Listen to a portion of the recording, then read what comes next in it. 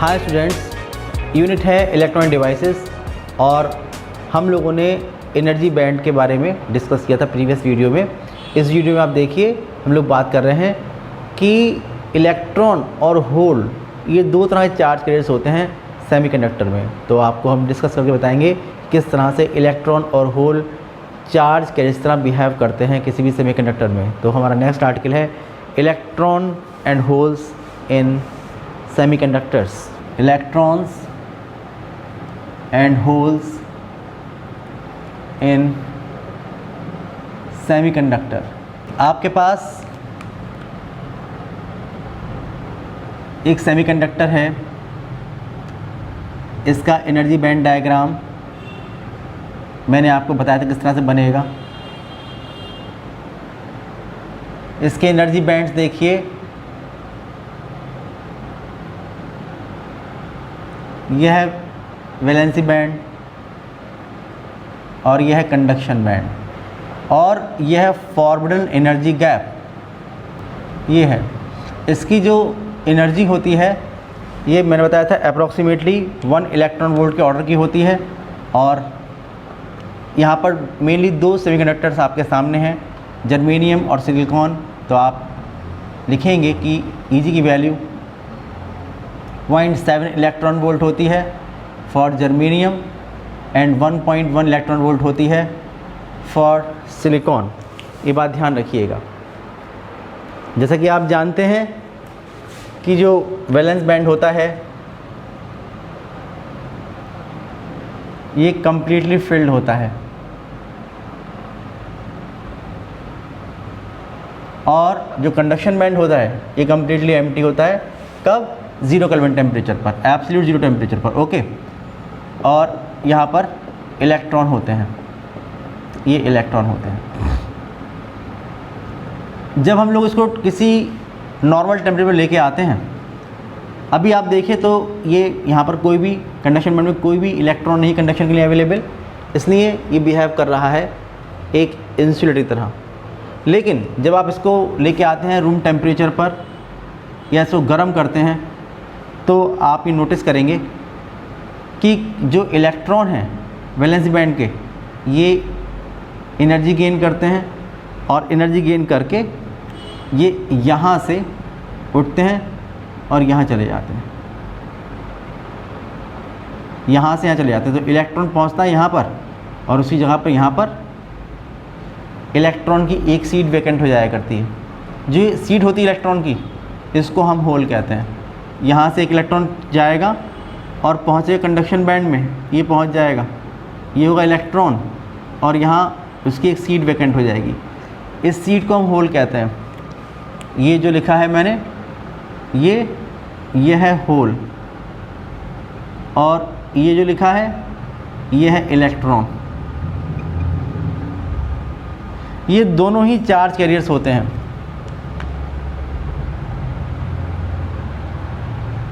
Charge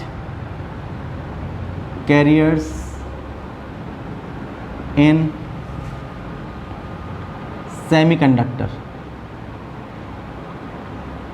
जब भी आप लोग कोई स्मॉल इलेक्ट्रिक फील्ड अप्लाई करते हैं तो दोनों ही मूव करते हैं, इलेक्ट्रॉन भी और होल भी। इलेक्ट्रॉन आप जानते हैं in the opposite direction of electric field चलते हैं और जो होल होंगे वो चलेंगे in the direction of electric field. Electron in the opposite direction of electric field और hole in the direction of electric field. इसलिए जो टोटल करंट होती है वो दोनों की वजह से करंट के इक्वल होती है। आप जानते हैं कि जो इलेक्ट्रॉन फ्लो होते हैं उसके अपोजिट डायरेक्शन में करंट फ्लो होती है और जहाँ पर पॉजिटिव चार्ज यानी होल फ्लो होगा उसी डायरेक्शन में करंट फ्लो होगी। तो जो नेट करंट होगी यहाँ पर ये होगी I = I due to flow of electron plus I due to flow of hole. तो ये टोटल करंट यहाँ पर हुआ करती है। इसका मतलब ये टेम्परेचर अगर आप इंक्रीज़ करते हैं, जब आप टेम्परेचर बढ़ाते हैं तो चार्ज कैरियर्स हमें मिल जाया करते हैं और जब चार्ज कैरियर्स मिल जाया करते हैं कंडक्शन के लिए अवेलेबल होते हैं चार्ज कैरियर्स, तो फिर ये जो अभी तक इंसुलेटर बिहेव कर रहा था वो बिहेव करता है एक कंडक्टर की तरह और यहाँ पर दो तरह के चार्ज कैरियर्स हुआ करते हैं। अब आप समझिए कि जो भी आपके पास सेमीकंडक्टर्स हैं,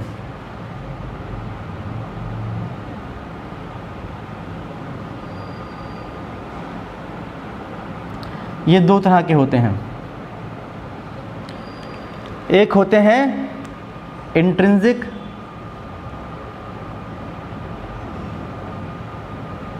और प्योर सेमीकंडक्टर।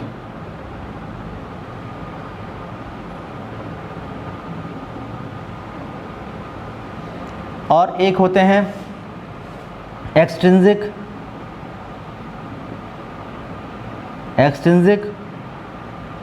और इम्प्योर सेमीकंडक्टर। ये होते हैं। कैसे मिलते हैं? प्योर तो समझ ही रहे होंगे, अगर प्योर फॉर्म में जर्मेनियम एंड सिलिकॉन है वो इंट्रिंसिक सेमीकंडक्टर है। और अगर आप इसमें कोई इम्प्योरिटी मिक्स कर देते हैं, अगर आप इसमें प्लस कर देते हैं कोई इम्प्योरिटी,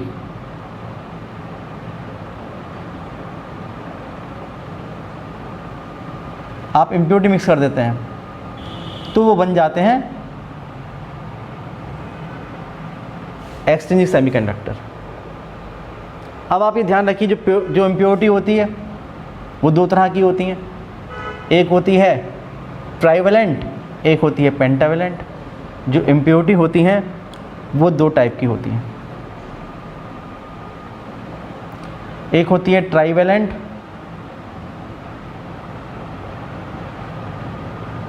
और एक होती है पेंटावेलेंट।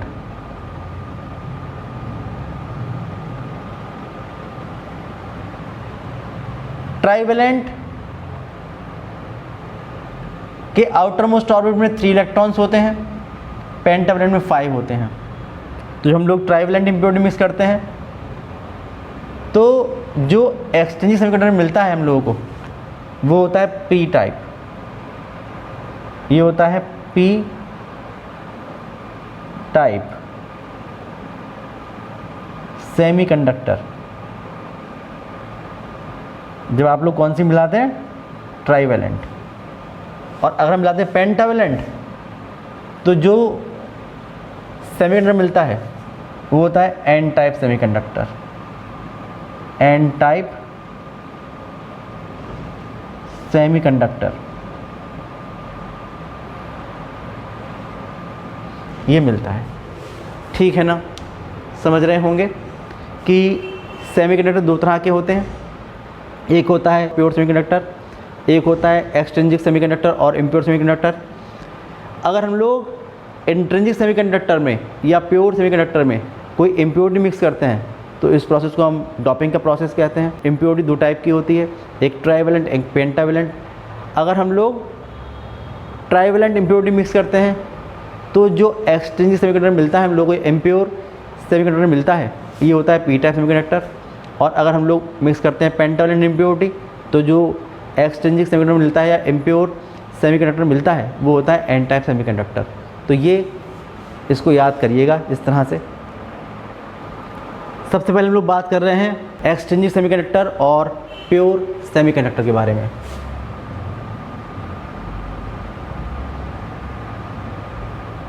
इंट्रिंसिक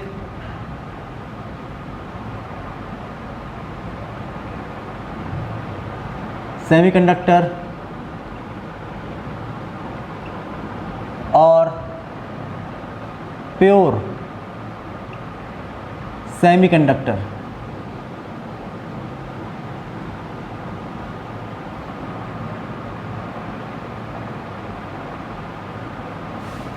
जैसे आप देखिए जर्मेनियम और सिलिकॉन, फॉर एग्जाम्पल जर्मेनियम और सिलिकॉन ये हैं प्योर सेमीकंडक्टर। जर्मेनियम के लिए एटॉमिक नंबर 32, सिलिकॉन के लिए 14। तो आप देखेंगे कि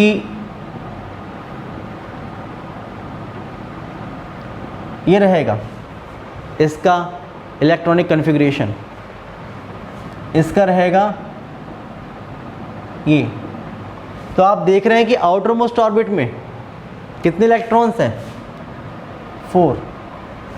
आउटर मोस्ट ऑर्बिट में 4 इलेक्ट्रॉन्स हैं।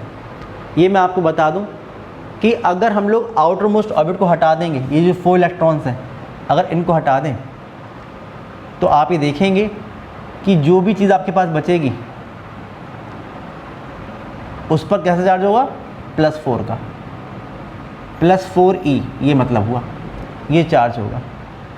और अगर आप इलेक्ट्रॉन शामिल कर देंगे, ये अगर आपने इलेक्ट्रॉन शामिल कर दिए इसमें, तो ये एक एटम हो गया किसी भी इंट्रिंसिक सेमीकंडक्टर का या प्योर सेमीकंडक्टर का, ठीक है ना। तो ये आउटर मोस्ट ऑर्बिट के इलेक्ट्रॉन्स हैं। आप देखिए इसको हम लोग कोर कहते हैं। अगर हम लोग 4 इलेक्ट्रॉन्स हटा दें तो इसे कोर कहते हैं। तो कोर पर जो चार्ज होता है ये +4 एलिमेंट्री चार्ज के इक्वल होता है। जितना इलेक्ट्रॉन चार्ज होता है उसका 4 टाइम्स होता है उसका मैग्नीट्यूड, लेकिन नेचर जो होता है वो पॉजिटिव होता है।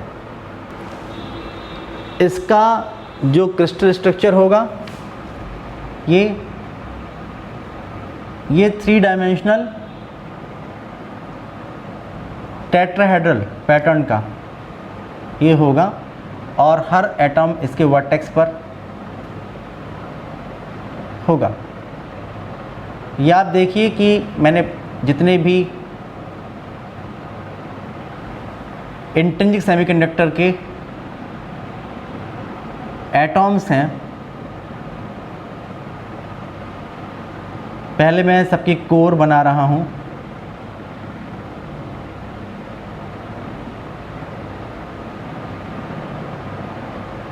ये है, और हर कोर में साथ में जब हम बनाएंगे उसका एटॉम तो ये 4 इलेक्ट्रॉन्स आउटर मोस्ट ऑर्बिट के होंगे।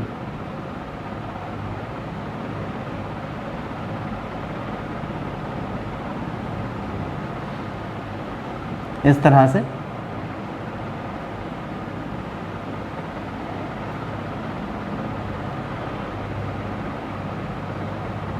ये 4 इलेक्ट्रॉन होंगे। और आप देखिए कि अगर हम लोग इसकी बात करें तो आप इक्वल शेयरिंग ऑफ इलेक्ट्रॉन से ये कोवेलेंट बॉन्ड फॉर्म हो रहे हैं।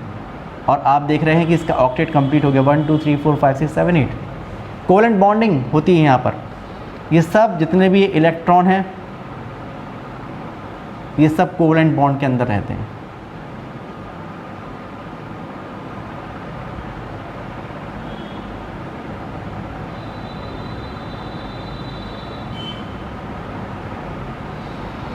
अब आप सोचेंगे ये तो सब फ्री होंगे, लेकिन नहीं, ये फ्री नहीं होंगे। जैसा कि मैंने आपको बताया 3 डायमेंशनल फिगर है। इसमें क्या होगा कि अगर ये क्रिस्टल है आपके पास, ये देखा आपने, तो यहाँ वाला जो इलेक्ट्रॉन होगा वो यहाँ वाले इलेक्ट्रॉन के साथ कोवेलेंट बॉन्ड फॉर्म कर रहा होगा। यहाँ वाला इसके साथ, यहाँ वाला इसके साथ, यहाँ वाला इसके साथ, यहाँ वाला इसके साथ और यहाँ वाला इसके साथ, सब पूरा हर तरफ से कोवेलेंट बॉन्ड के अंदर ये इलेक्ट्रॉन्स होंगे। कोई भी इलेक्ट्रॉन फ्री नहीं होगा।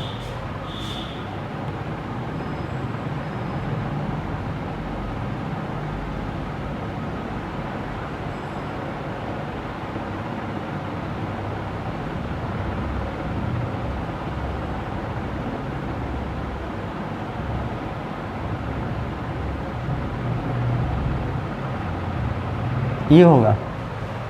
तो आप देख रहे हैं कोई भी इलेक्ट्रॉन फ्री नहीं है। अगर हम लोग कोई भी इलेक्ट्रिक फील्ड अप्लाई करते हैं, एक बैटरी लगा देंगे सपोज़ यहाँ पर मैंने, ये पॉजिटिव और ये नेगेटिव, तो ये पॉजिटिव ये नेगेटिव, तो इलेक्ट्रिक फील्ड इस तरफ, लेकिन कोई चार्ज कैरियर्स यहाँ पर है ही नहीं जो फ्लो हो पाए, इसलिए ये बिहेव करेगा एक इंसुलेटर की तरह। कब? At absolute zero temperature it behaves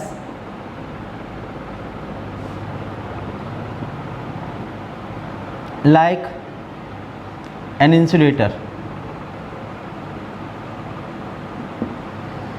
ये होगा। लेकिन अब आप लोग इसका टेम्परेचर इंक्रीज करते हैं। अब हमने क्या किया, कि व्हेन टेम्परेचर इंक्रीजेस, तब इसी क्रिस्टल में आप देखिए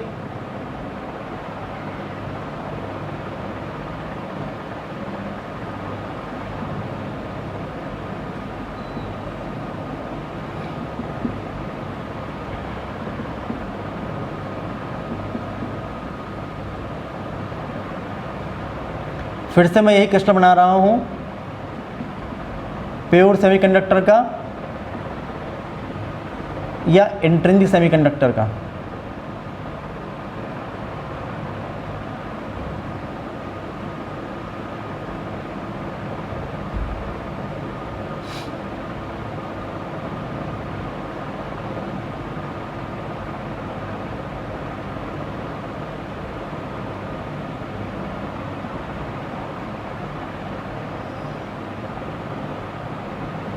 तो यही फिर से कोवेलेंट बॉन्ड बनेंगे, देख रहे हैं आप लोग।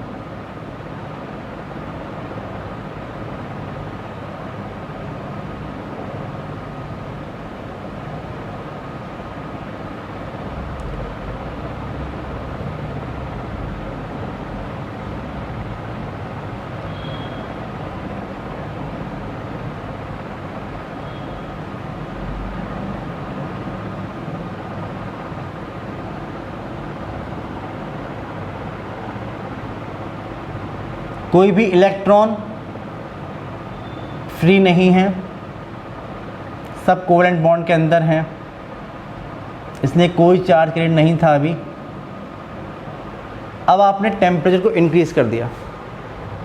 जब टेम्परेचर इंक्रीज़ करते हैं तो आप प्रॉपर्टी जानते हैं कोवेलेंट बॉन्ड की, कि कोवेलेंट बॉन्ड जो होते हैं वो ब्रेक हो जाया करते हैं। जब कोवेलेंट बॉन्ड ब्रेक हो जाएंगे तो जो यहाँ पर हुआ था कि जो वैलेंसी बैंड है, वैलेंस बैंड से इलेक्ट्रॉन निकलेंगे और पहुँचेंगे कंडक्शन बैंड में। क्या हुआ कि यहाँ से ये इलेक्ट्रॉन अपनी जगह छोड़ देगा, यहाँ पर क्या आ जाएगा, seat of electron which is called hole, और ये हो जाएगा एक इलेक्ट्रॉन। ठीक है ना, ये होगा फ्री होल, ये होगा फ्री होल और ये होगा फ्री इलेक्ट्रॉन।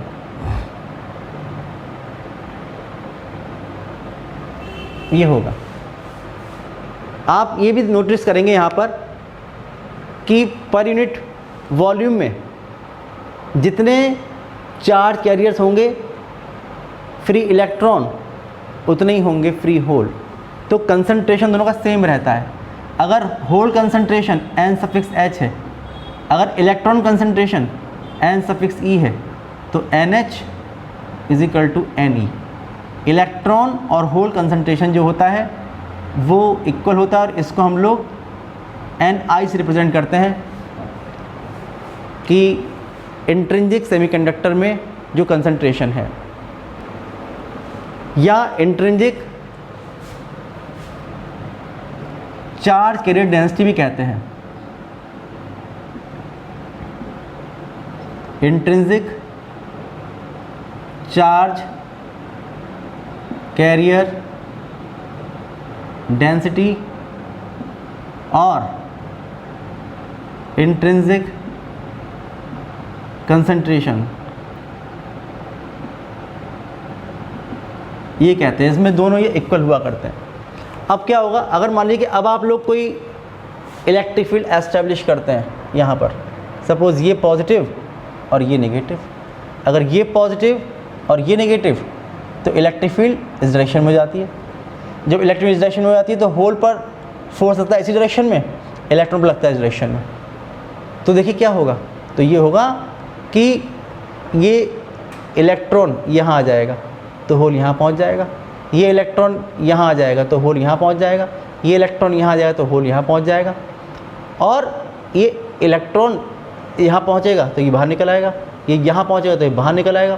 तो यहाँ पहुँचेगा, इलेक्ट्रॉन यहाँ पर आ जाएगा और होल यहाँ पहुँच जाएगा। और जो बैटरी लगी होगी यहाँ पर, उसका पॉजिटिव यहाँ लगा हुआ है और नेगेटिव यहाँ लगा। जैसे ही होल पहुँचेगा यहाँ पर, इस बैटरी से एक इलेक्ट्रॉन जाएगा, इसे ख़त्म कर देगा, और उसी इंस्टेंट पर यहाँ पर एक कोवेलेंट बॉन्ड ब्रेक हो जाएगा।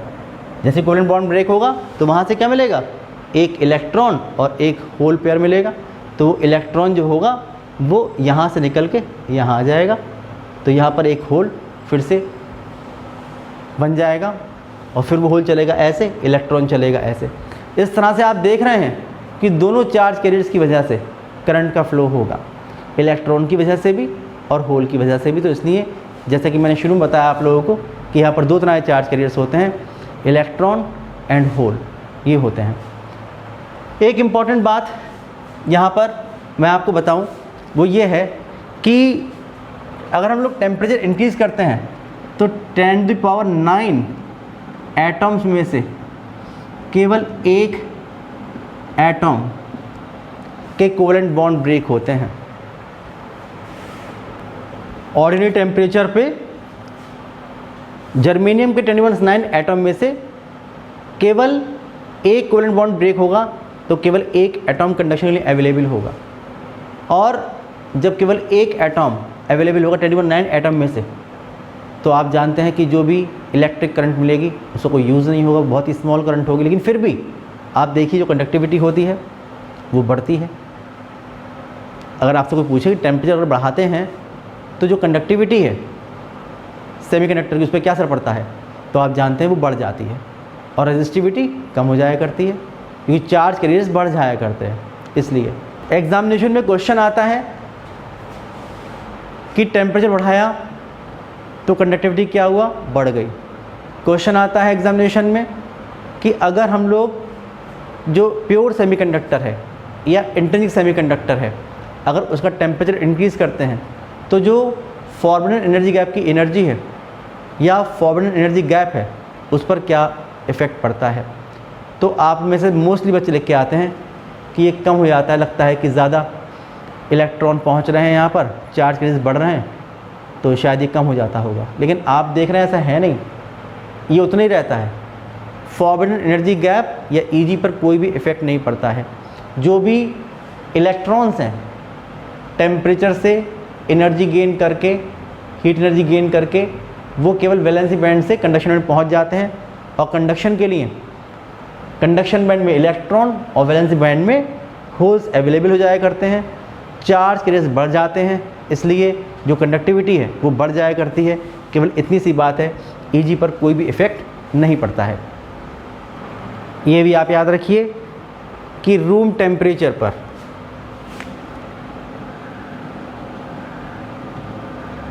At room temperature 300 kelvin temperature पर जर्मेनियम और सिलिकॉन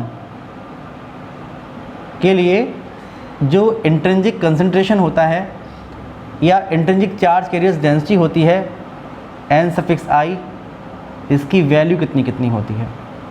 ये होती है 2.4 10⁻19 पर मीटर क्यूब, इतने होता है कंसंट्रेशन। और सिलिकॉन के लिए होती है 1.5 × 10⁻16 पर मीटर क्यूब, ये कंसंट्रेशन होता है चार्ज कैरियर्स का। जैसे कि आपने देखा जब टेम्परेचर आप इंक्रीज़ कर रहे हैं तो जो कोवेलेंट बॉन्ड हैं वो ब्रेक हो रहे हैं और उसके चार्ज कैरियर्स बढ़ रहे हैं। तो अगर मैं आपसे कहूँ कि किस तरह से टेम्परेचर पर डिपेंड करता है n⁻⁴, तो हम निकाल सकते हैं टेम्परेचर डिपेंडेंस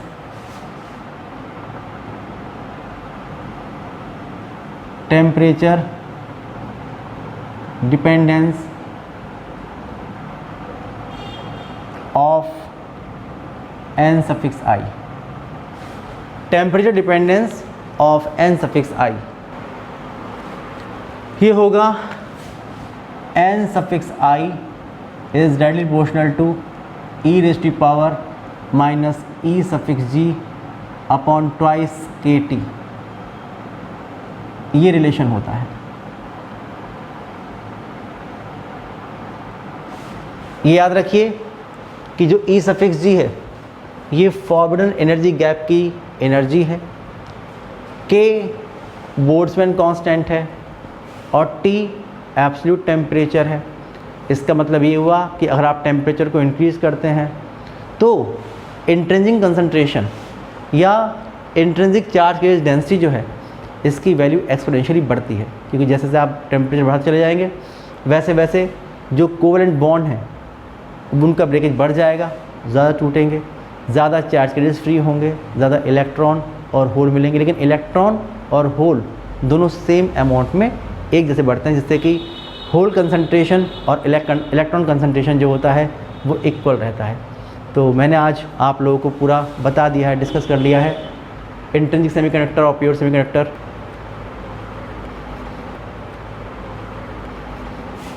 नेक्स्ट वीडियो में हम लोग बात करेंगे एक्सट्रिंसिक सेमीकंडक्टर की। तब तक के लिए बाय बाय।